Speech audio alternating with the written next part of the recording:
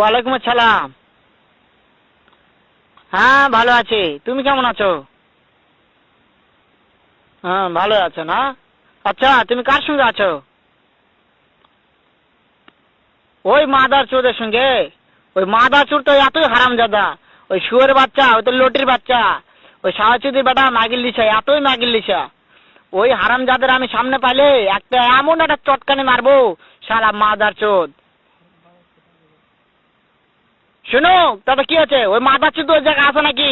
ও আমার কথা সব শুনতিছে। ওই সাওয়াচুদির বেটাকে শুনে শুনে আমি বেশি বলবো। শুয়োরের বাচ্চা, শুয়োরের বাচ্চাকে আমি একটা এমন একটা চটকানি মারবো, শালা শুয়োরের বাচ্চা, লটির বাচ্চা।